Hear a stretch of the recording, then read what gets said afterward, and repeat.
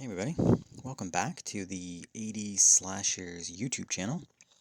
In this video, I will be going back to another little series we've been doing on here, and we're going to be taking a look at the kills from particular films, and we're going to be ranking the kills. And in this video, we will be ranking the kills from the 1981 slasher, The Burning. Now the Burning is this is a classic slasher, one of the best in the genre in my opinion. And one of the main reasons is due to the kills. This film has some fantastic kills, some that have become pretty iconic within the horror genre.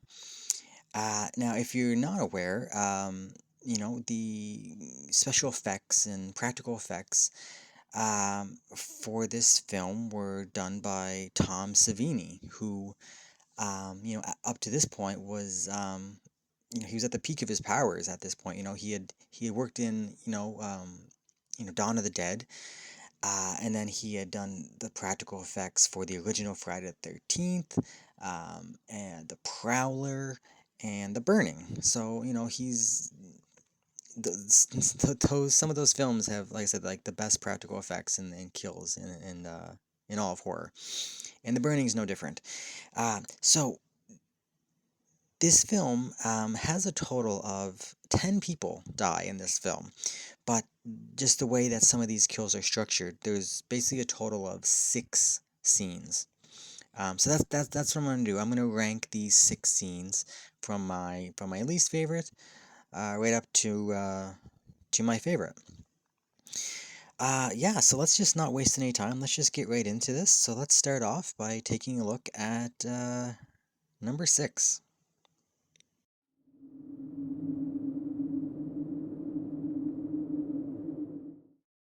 Alright, so coming at number 6, we have a character by the name of Sally. And yeah, this is my least favorite kill in the film.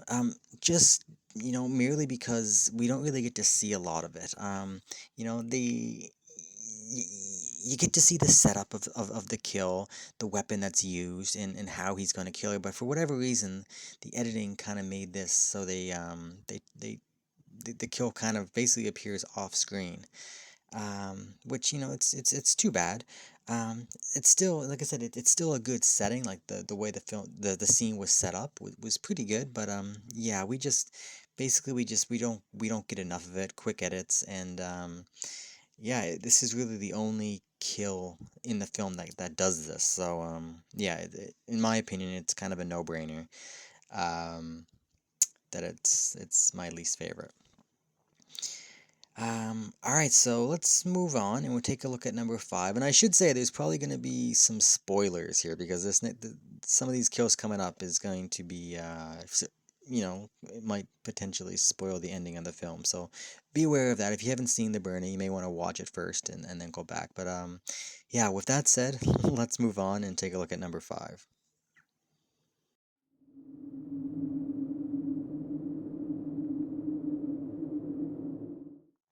All right, so coming in at number 5, we actually have the death of Cropsy himself, the killer. So yeah, spoiler here. If you haven't seen it, this is his fate. This is a good scene. It's one of those ones. You get to see some good practical effects. You get to see like some bladed weapons going into like the head and whatnot.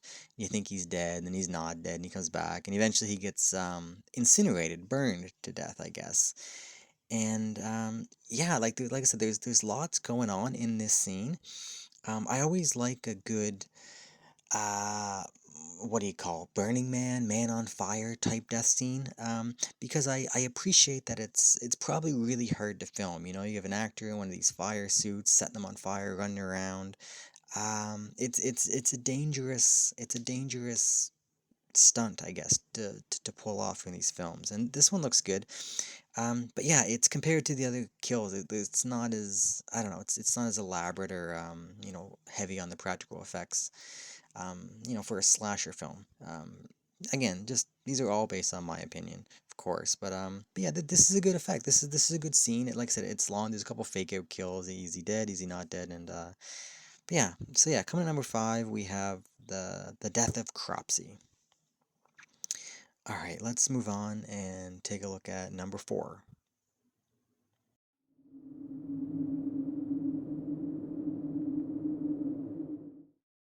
Okay, so coming at number four, we have the death. The character's name is Karen, and this is a great scene. This is a throat slit, and I'm always partial to these throat slit kills because they're I don't know they're really they just kind of do something. They're really it's just not a good way.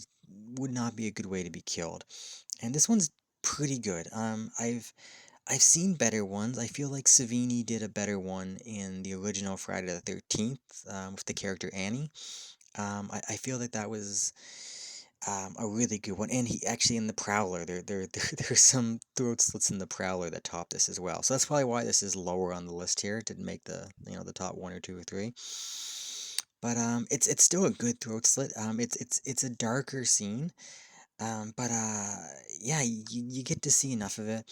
I love like the blood effects in this one is really good because it just pours out of the wound and the camera kind of pans down as the blood's like going down. She has like her open shirt. You're almost seeing some nudity there, and the blood is just pouring down her chest, and it just the way it was filmed. It looks really good, and yeah, I really like this one. So yeah, so coming at number four, we have the death of Karen. All right, let's move on and take a look at number three.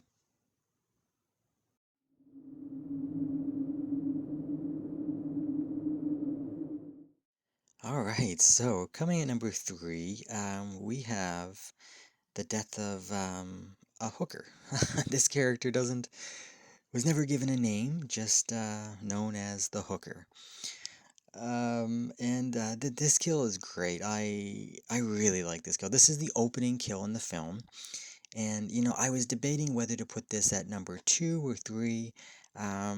It could have easily been my second favorite within the film, but I put it at number three for whatever reason. I don't know, but this kill is probably the most visceral, I think, in the entire film. Just because we hear her, it's a long scene, it's a long kill, and like we hear the lady, like begging, like asking him not to do it, and she's screaming and she's crying, and it's yeah, it's really graphic.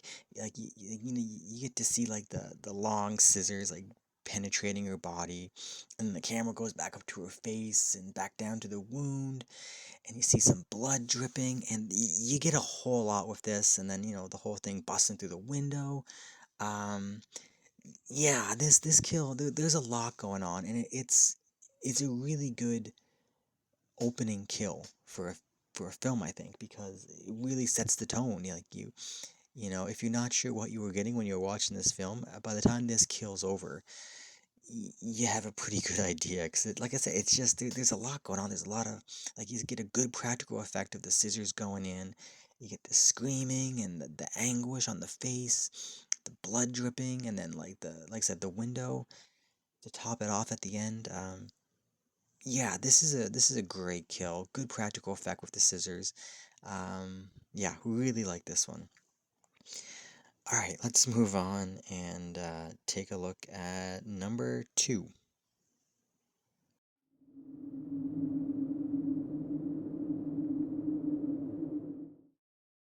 All right, so coming at number two, we have the death of the character. The name he goes by Glazer, and again, like the previous one we looked at with the hooker, this is another long kill.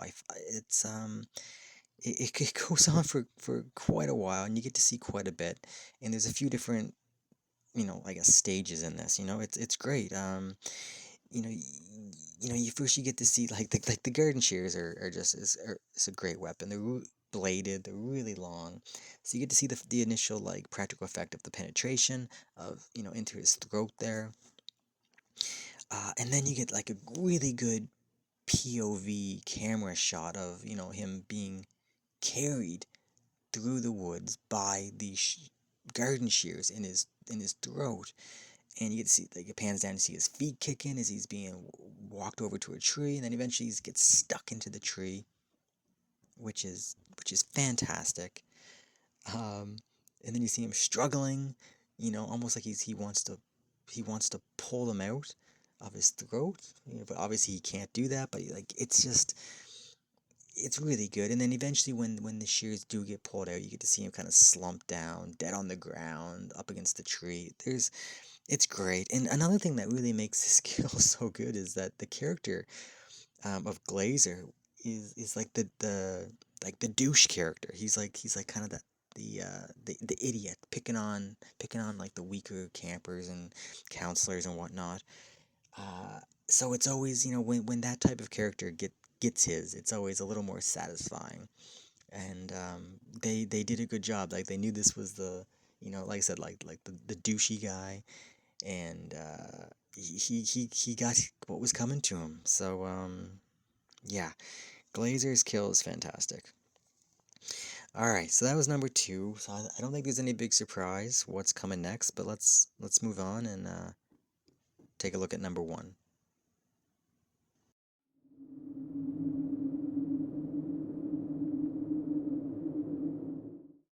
All right, so coming at number one, of course we have what's referred to as the raft scene or the raft kill. And I know this isn't. It's kind of. I could have maybe broken this down into more, but it's kind of difficult because it's so quick. But basically there's five people that get killed on this raft. There's really only four, but I think we don't really get to see the fifth that much. But the character's name in order is Fish, Barbara, Woodstock, Eddie, and Diane.